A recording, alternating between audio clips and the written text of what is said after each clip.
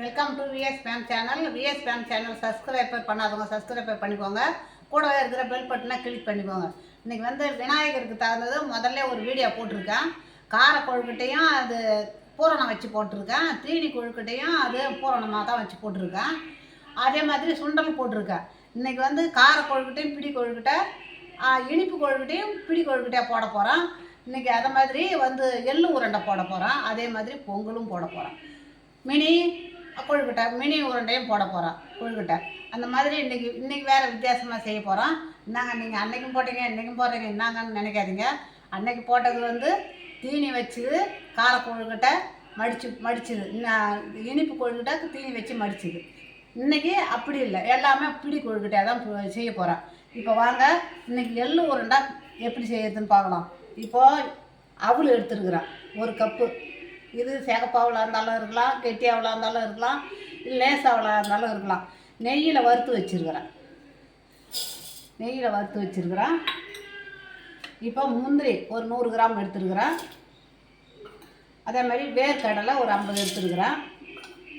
இப்போ வெள்ளை எள்ளு ஒரு 50 எடுத்துருக்குறேன். இப்போ இதை குறைன்னு நான் மிக்சியில் இப்போ அரைச்சின்னு வந்துடுறேன்.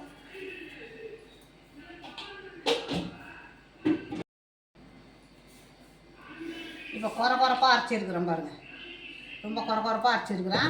இப்போ இந்த வெல்லம் 1 கப்பு அவளுக்கு இந்த 1 கப்பு வெல்லம் எடுத்துருக்குறேன். இந்த வெல்லத்தையும் அதில் போட்டுக்கலாம். பொடி வெல்லம், நம்ம மண் கல் இல்லாத வெல்லம். இதை நான் ஒரு சுற்றி எடுத்துன்னு வரேன்.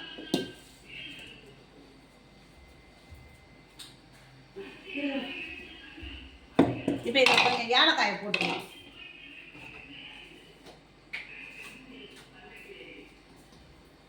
இதில் ஏலக்காய் தூள் கொஞ்சம், ஏலக்காய் பொடி போட்டாச்சு.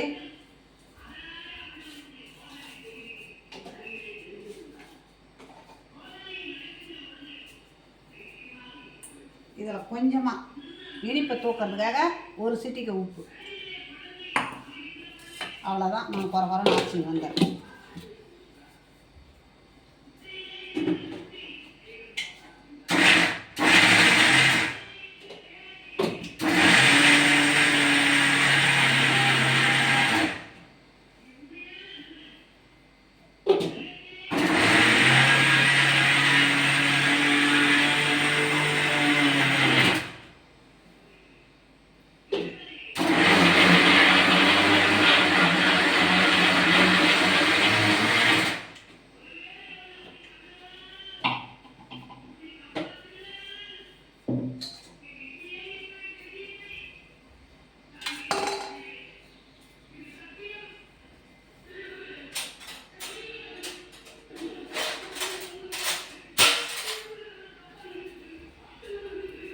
இப்போ அரைச்சாச்சு பாருங்கள்.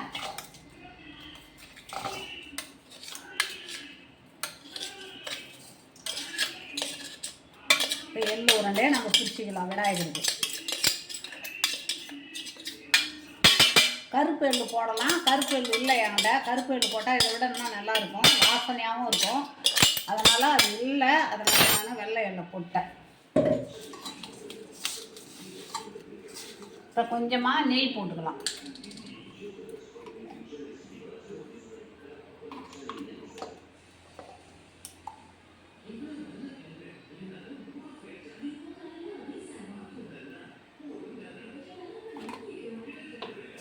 நெய்யில் போட்டு பிடிச்சி பிடிச்சிக்கலாம்.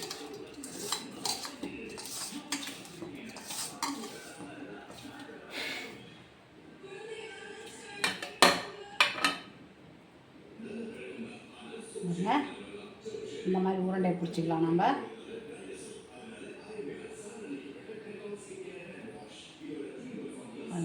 இதே மாதிரி நான் பிடிச்சி எடுத்துன்னு வரேன். இப்போ எனக்கு ஒரு 9 உருண்டை வந்துடுது பாருங்கள். அந்த எள்ளு உருண்டை, இந்த 9 உருண்டையும் இப்படியே இருக்கட்டும். இப்போது நம்ம இந்த பச்சை அரிசி நம்ம பொங்கலுக்காக எடுத்துருக்குறோம். அதனால் 1 கப்பு பச்சை அரிசி எடுத்துருக்குறோம். அதே மாதிரி பாசி பருப்பு ஒரு 1/4 கப்பு. 1/4 கப்புக்கும் கூடவே நல்லா வறுத்துட்டேன், வாசனை வர மாதிரி வறுத்துருக்குறேன். அதையும் இதில் போட்டுக்கலாம். இதை போட்டு கழுவிட்டு நம்ம 3 மடங்கு 3.5 மடங்கு தண்ணி கூட ஊற்றிக்கலாம். இப்போ அந்த கப்பால் 1 கப்பு 1.25 கப்புன்னு வச்சுக்கோங்களேன். இதிலேருந்து நம்ம 3.5 மடங்கு தண்ணி எடுத்துக்கணும். எடுத்து நம்ம இதை கழுவிட்டு நான் அடுப்பில் வச்சுக்கிறேன். 3.5 மடங்கு தண்ணி ஊற்றி வச்சுக்கிறேன். நீங்களும் அதேமாரி 3.5 மடங்கு தண்ணி ஊற்றிக்கிங்க.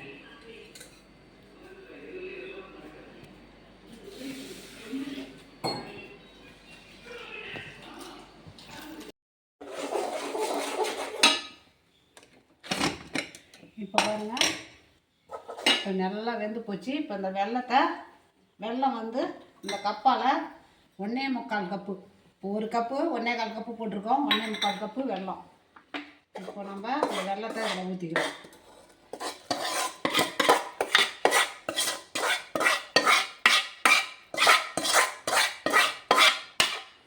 ஊற்றி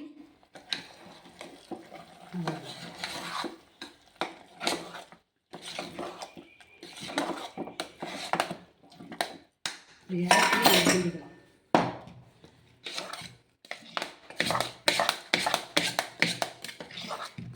பாருங்க, அவ்வளோ ஜோராக இருக்கும்.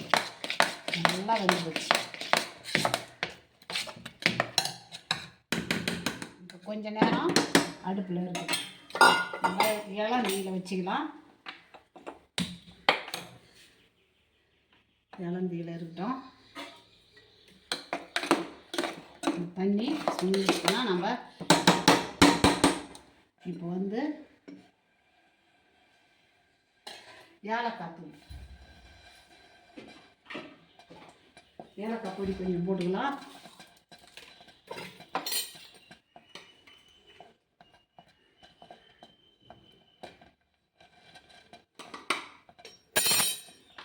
ஏலக்காய் பொடி போட்டாச்சு. இப்போ இதை கழுவிட்டு நம்ம முந்திரி திராட்சை வறுத்து கொட்டிக்கலாம்.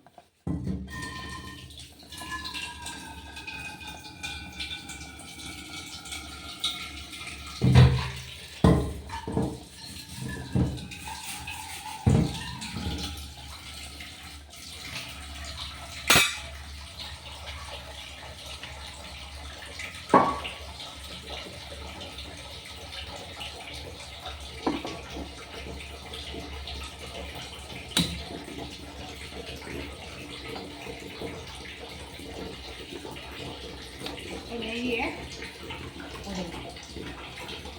முந்திரி திராட்சை வறுக்கிறதுக்கு நெய்.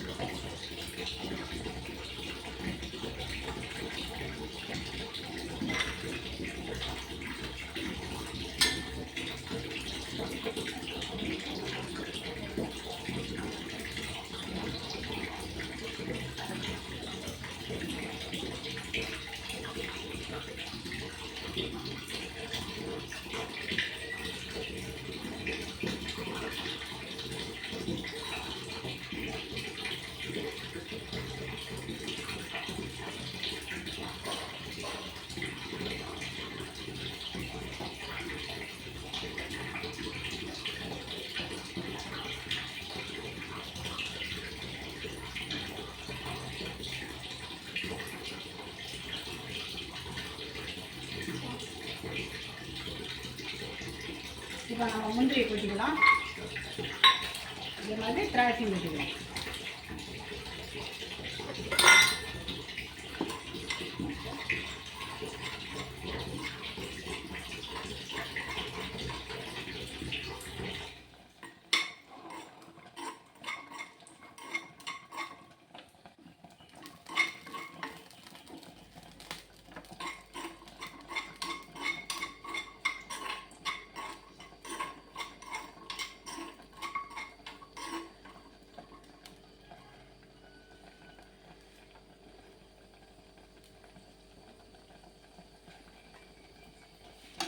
நம்ம நல்லா இப்போ இது மாதிரி இருக்குது பாருங்கள். நல்லா கரெக்டாக இருக்குது. நம்ம இதெல்லாம் செஞ்சு வரத்தங்காட்டி நல்லா எரியும். ஒரு 3 விசில் விட்டாலே போதும்.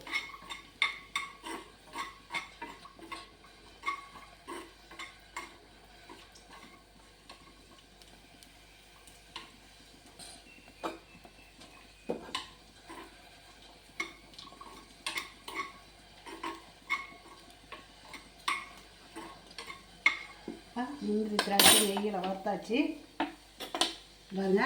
நெய்யில் வறுத்தாச்சு. நம்ம அதை கொட்டிக்கலாம்.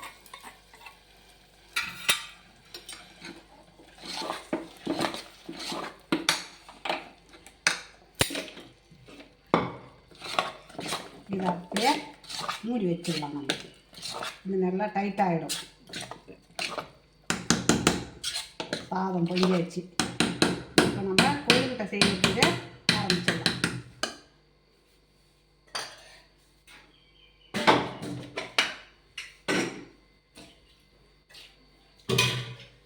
இப்போ இதுக்கு இந்த வானலை வச்சுக்கலாம். நிறுத்தாது.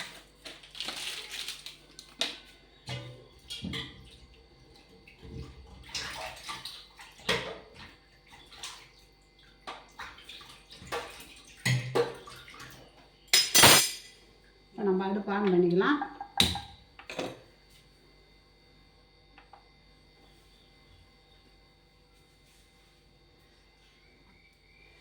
எண்ணெய் ஊற்றிக்கலாம்.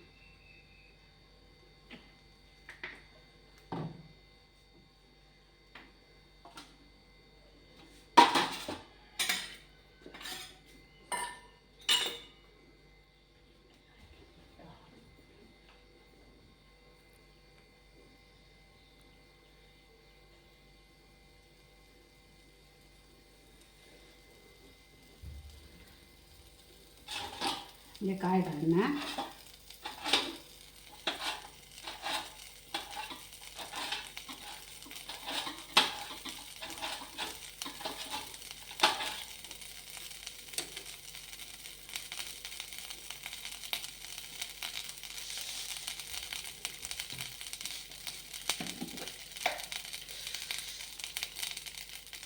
இப்போ நம்ம கடுகு போட்டுக்கலாம்.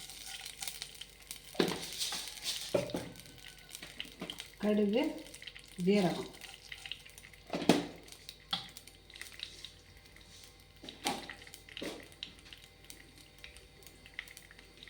பெருங்காயம்,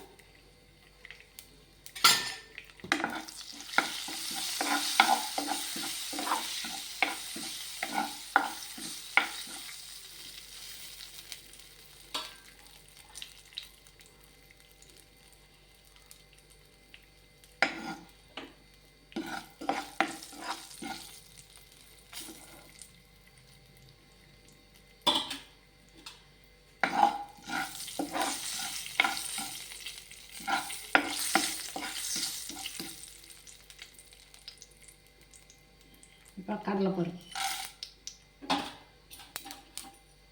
உளுத்தம்பருப்பு நல்லா வறுபடணும். பச்சை மிளகா, வரமிளகா,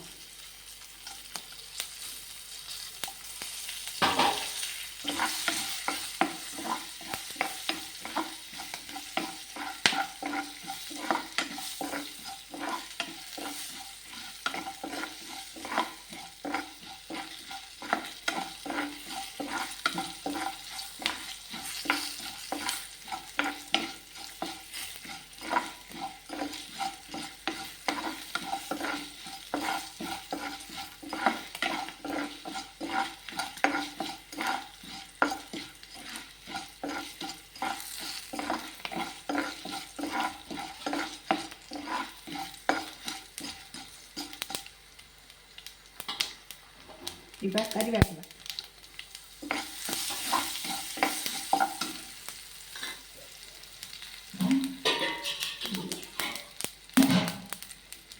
நம்ம இந்த கப்பால் 1 கப்பு போட்டிருக்கிற மாவு நம்ம இப்போ 2 கப்பு தண்ணி ஊற்றிக்கலாம்.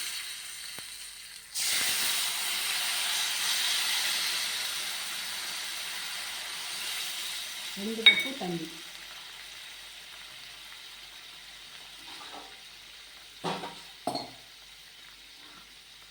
இப்போ நம்ம வீட்டில் அரிசியை நல்லா ஊற வச்சு கழுவி நல்லா சுத்தமாக கழுவி ஊற வச்சு 2 மணி நேரம் ஊற வச்சு தண்ணி வடிகட்டு காய வச்சு அரைச்சி வந்த மாவு இது.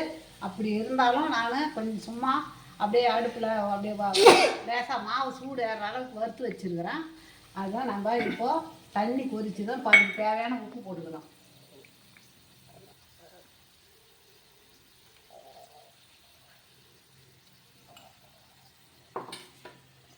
அதுக்கு தேவையான உப்பு, தண்ணி கொதிக்குது, நம்ம சீராக வச்சுக்கலாம்.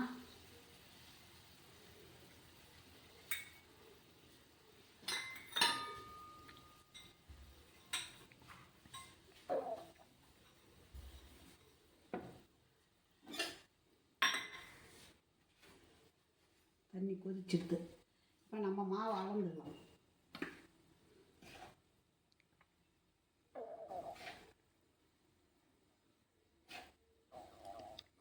இப்போ 1 கப்பு மாவு,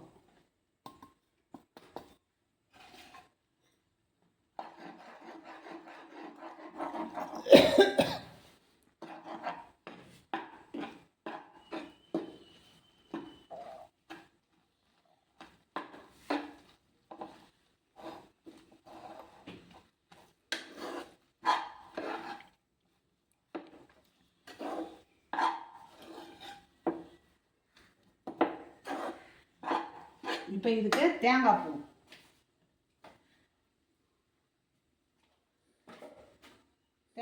போட்டுக்கலாம்.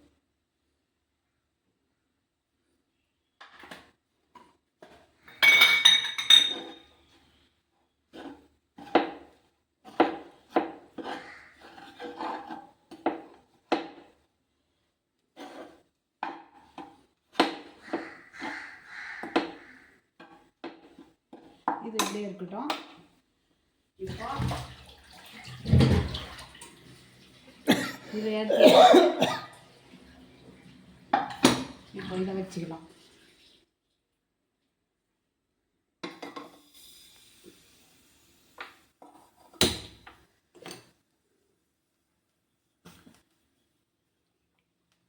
சீராக வச்சுக்கலாம். இப்போ இந்த வெல்லம் இருக்குது பாருங்க, ஒரு கப்பு மாவு, இந்த கப்பால் 1 கப்பு மாவு. இப்போ நம்ம 1 கப்பு வெல்லம் போடுறோம். 1 கப்பு வெல்லம். இப்போ தண்ணி அதே மாதிரி 2 கப்பு தண்ணி ஊற்றிக்கணும். 1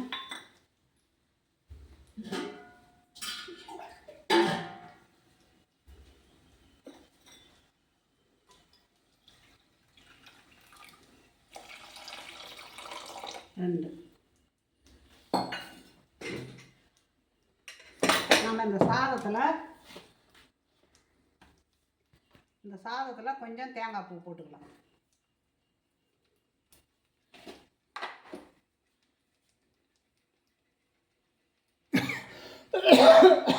இப்போ இந்த தேங்காய் பூ போட்டு அப்படியே டைட் ஆகிட்டு பாருங்க.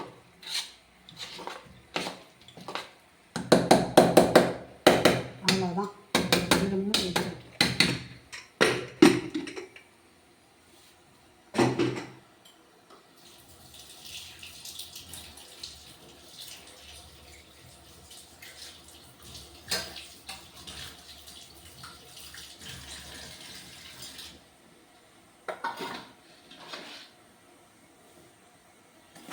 இப்போ இந்த வெல்லம் கரையட்டும்.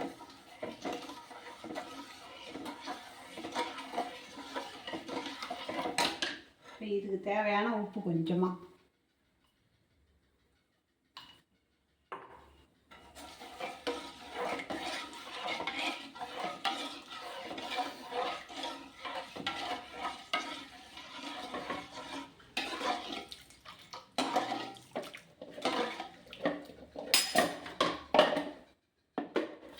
இப்போ இதுக்கு தேங்காய் பூ,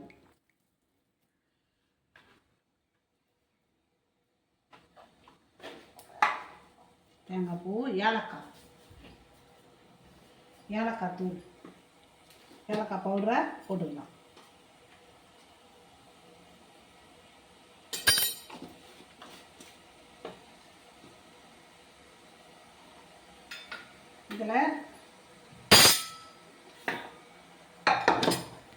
இதில் கொஞ்சம் எள்ளு, நல்லா இருக்கும் எள்ளு போட்டால்.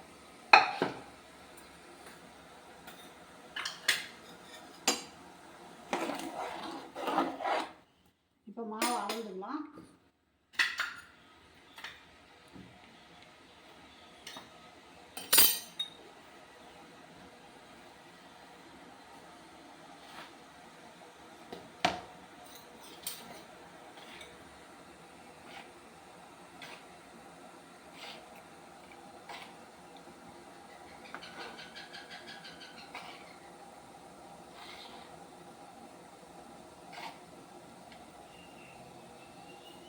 கொஞ்சம் தண்ணி ஊற்றி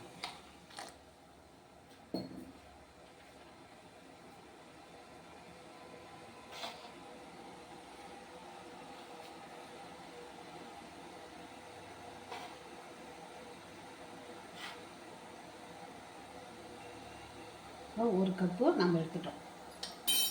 இது இருக்கட்டும்.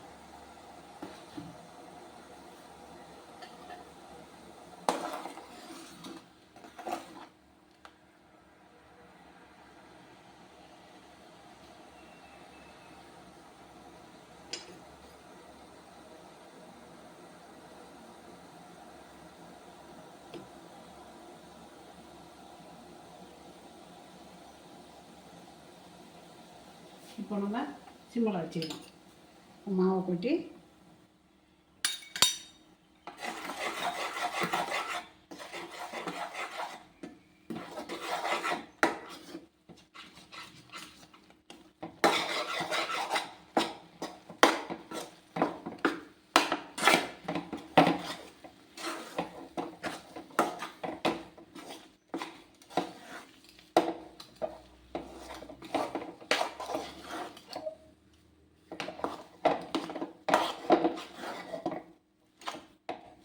இன்னும் கொஞ்சமாக மாவு போட்டுக்கலாம்.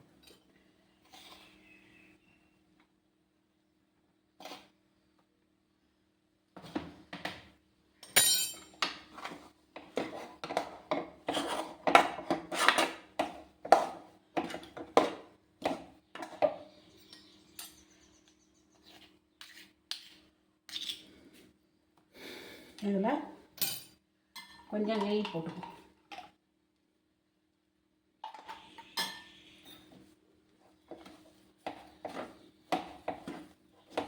அடுப்பு அணைச்சிடலாம்.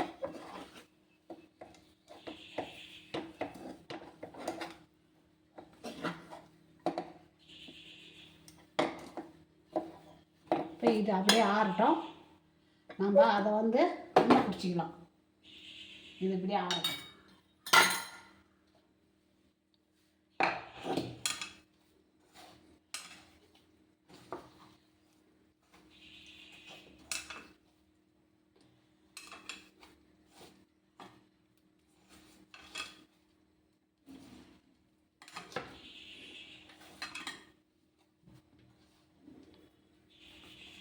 கொஞ்சம் கை பொறுக்கலை,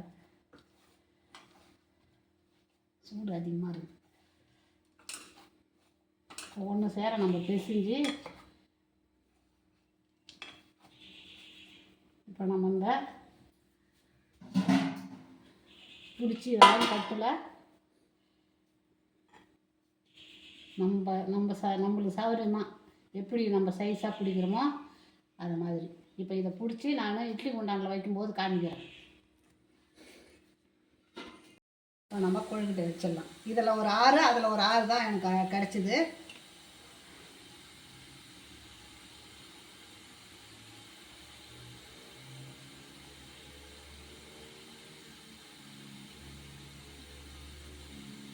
துணி வச்சுருக்குறேன். ஒரு 5 நிமிஷத்தில் வெந்துடும். ஏன்னா மாவு வறுத்து இருக்கிறோம். 5 நிமிஷத்தில் வெந்துடும். இப்போ நம்ம இனிப்பு கொழுக்கட்டையே நம்ம இது மாதிரி பிடிச்சி வச்சுக்கலாம். அதை எப்படி பிடிச்சோமோ அதே மாதிரி தான் இதுவும்.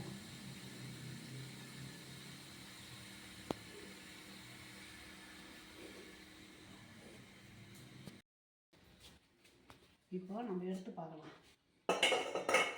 வெந்து போச்சுங்க. கையில் ஒட்டலைன்னா வெந்து போச்சு. இப்போ நம்ம இறக்கி எடுத்துக்கலாம். இறக்கி ஒன்று ஒன்றா இப்படி எடுத்து வச்சுக்கலாம். நல்லா வெந்து போச்சு பாருங்கள். சாதாரண நாளில் கூட நம்ம இது மாதிரி செய்து பசங்களுக்கு கொடுத்தோம்னா அவ்வளோ நல்லது. சாப்பிட வைக்கணும் இது மாதிரிலாம் செய்து. இதில் ஒரு 6, அதில் ஒரு 6 தான் கிடச்சிது. அதே மாதிரி இனிப்பு கொழுக்கட்டையும் இதில் ஒரு 6, அதில் ஒரு 6. மாவு எப்படி எடுத்தோமோ அப்படி.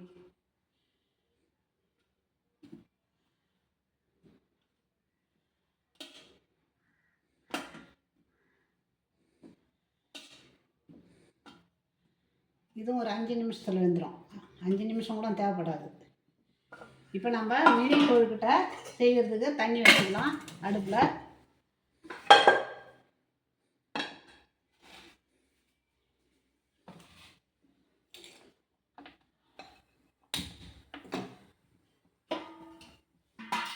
அதில் கொஞ்சமாக எண்ணெய் ஊற்றிக்கணும்.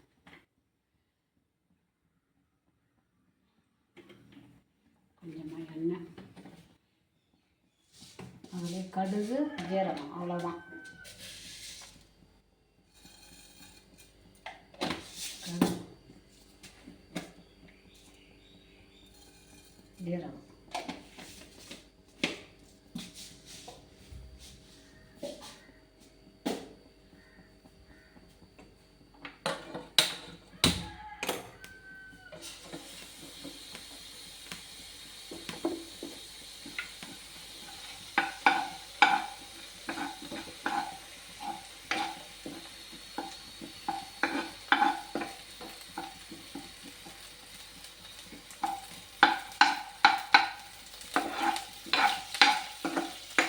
கொஞ்சமாக பெருங்காயம்,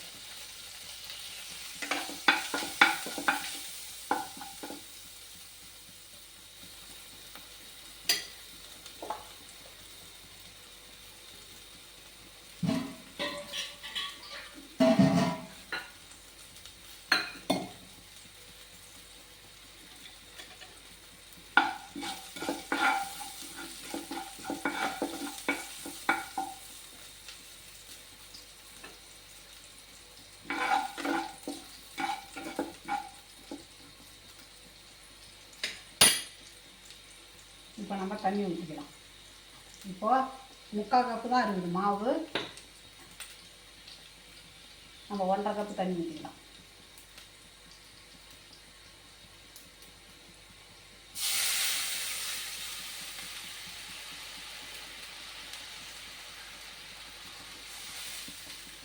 ஒன்றரை கப்பு தண்ணி ஊற்றியாச்சு.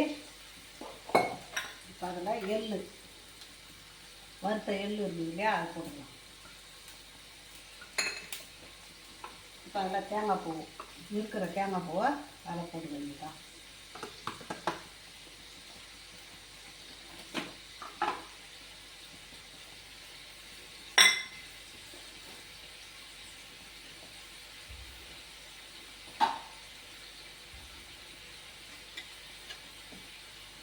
அப்படியே கொதி வந்த உடனே தீயை குறைச்சிட்டு மாவு கொதிக்கலாம்.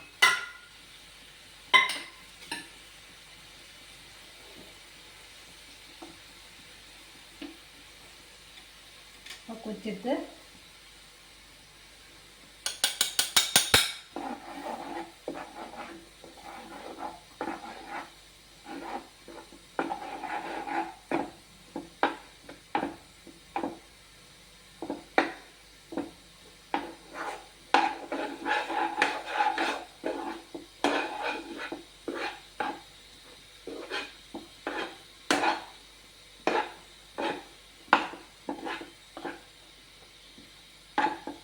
இப்போ நம்ம இந்த தட்டில் மாற்றிக்கலாம். ஆறட்டும்.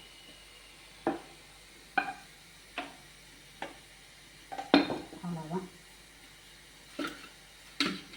ஆறின உடனே நம்ம பிடிச்சிக்கலாம்.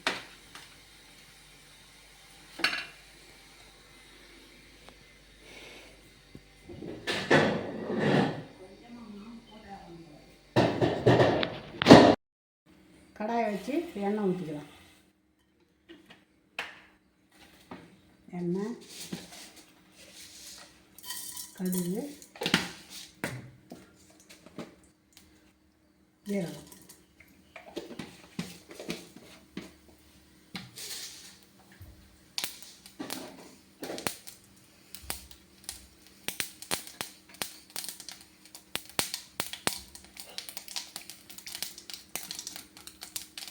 இப்போ அந்த மீனி உருண்டையை போட்டுக்கலாம்.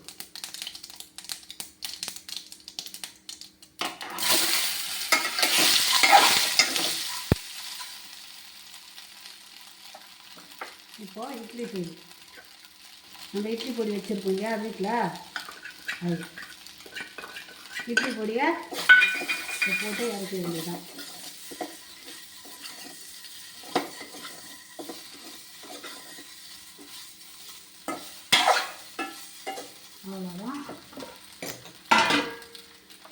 இப்போ இந்த தட்டில் மாற்றிக்கலாம். அவ்வளோதாங்க. இப்போ மீன் கொழுக்கட்டை ரெடி ஆகிடுது.